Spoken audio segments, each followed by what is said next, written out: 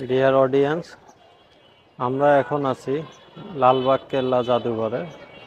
এই লালবাগ কেল্লায় জড়িয়ে রয়েছে অনেক পুরাতন ইতিহাস, ঐতিহ্য এবং জমিদার রাজা বাদশাদের জীবন কাহিনী। তো আমরা আজকে আপনাদেরকে এই লালবাগ কেল্লা সম্পর্কিত সকল ইতিহাস জানাবো এবং ঘুরে ঘুরে দেখাবো লালবাগ কেল্লার সম্পূর্ণ অংশটি।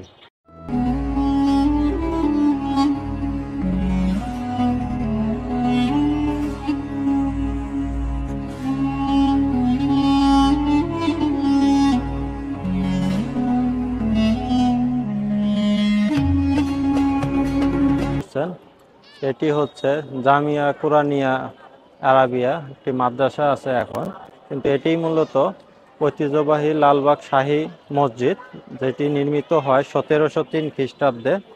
প্রায় 320-25 বছর হবে এই মসজিদটির বয়স। তো আমরা একদিন এটার ভিতরে ঢুকে ইফতার করি।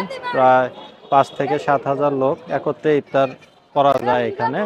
তো এই ভিডিওটি আমার ফেসবুক পেজে আপনারা পাবেন, লিংক দিয়ে দিব এই ভিডিওর কমেন্টে, দেখে নেবেন মসজিদটির ভিতরের ব্যবস্থা।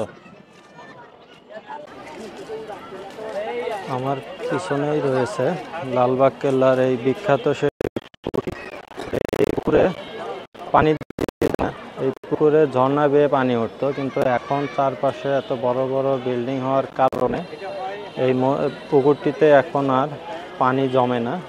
এটি সব সময় যতবার এসেছি সব সময় দেখেছি এটি এরকম শুকনা ঘাসপালায় ভরপুর। তো এটি সংস্কারের ব্যবস্থা করাটা খুবই জরুরি।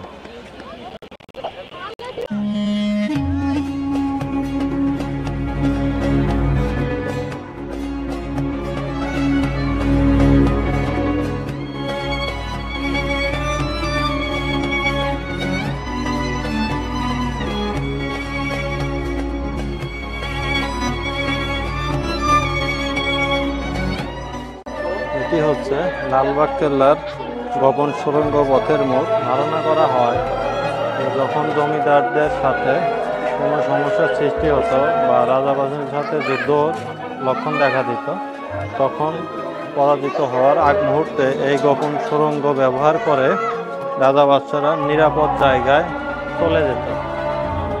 গোপন সুড়ঙ্গ পথে ঢোকার রাস্তাটি, এই পথ ব্যবহার করেই নিরাপদ স্থানে চলে যেত জমিদাররা।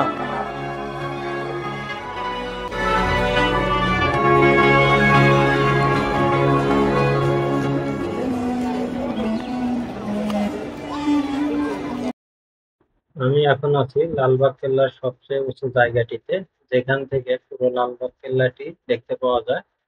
তো ছুটির দিন হওয়ায় প্রচন্ড শব্দ এবং লোকজনের ভিড়।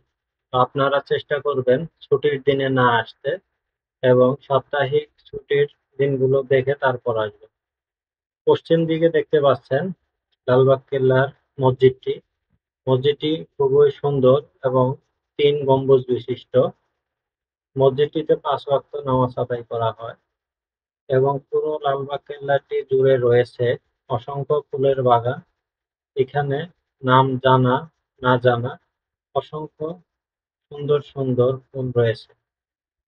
ফুল ছেঁড়া সম্পূর্ণ নিষেধ। কারো ফুল ছেঁড়ার অভ্যাস থাকলে সে ভুল করেও এই কাজটি করবেন না।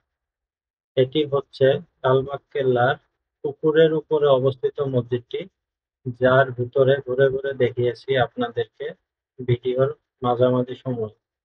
প্রয়োজনে আবার দেখে নেবেন। আমাদের সাথে পুরো ভিডিওটি দেখার জন্য আপনাদেরকে অসংখ্য ধন্যবাদ। যদি ভিডিওটি ভালো লেগে থাকে তাহলে লাইক, কমেন্ট করবেন এবং সাবস্ক্রাইব করে পাশে থাকবেন। ধন্যবাদ সকলকে।